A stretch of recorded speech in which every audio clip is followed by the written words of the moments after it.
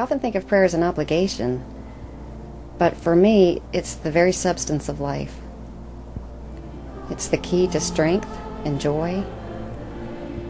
It's what keeps me connected to others and to God. I often compare it to friendship. In the book of John, chapter 15, Jesus says, "I have called you friends." And so when I compare friendship with those that I love to my relationship with God,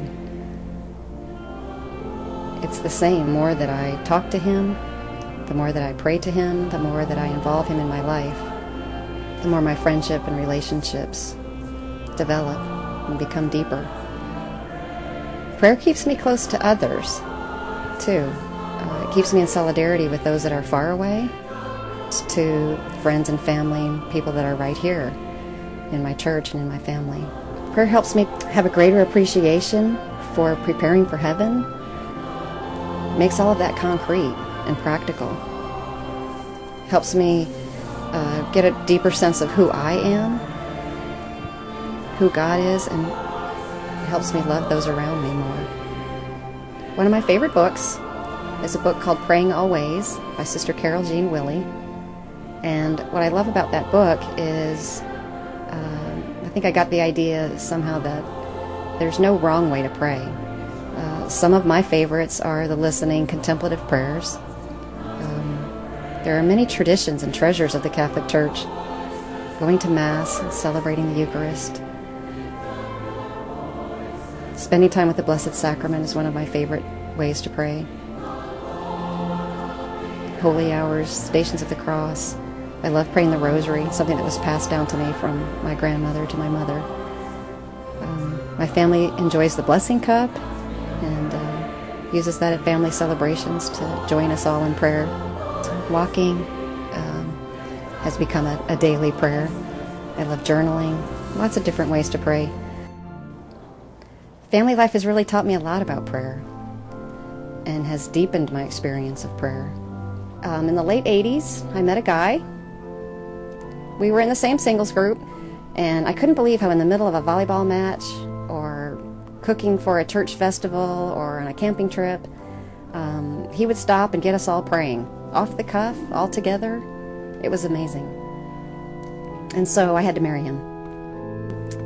My husband's the first one to call in the troops when we need prayer.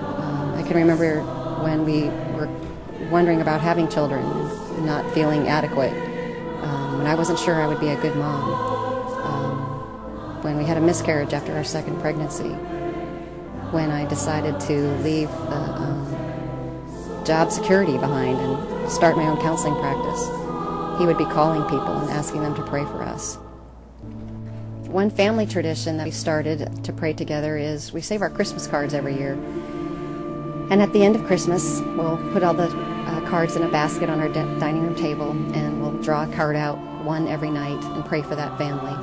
When I happen to miss that, if I have to work late, and I'll come home and the card will be laying on the dinner table, and I'll know who they prayed for. And then in the morning, the kids will excitedly tell me, "Mom, we prayed for Nick and Mia and Gabby and their new dog." And I just love how they get excited about praying, and they keep that going, that it's become a part of their life. Praying with my friends and family has become a lot more comfortable and very powerful.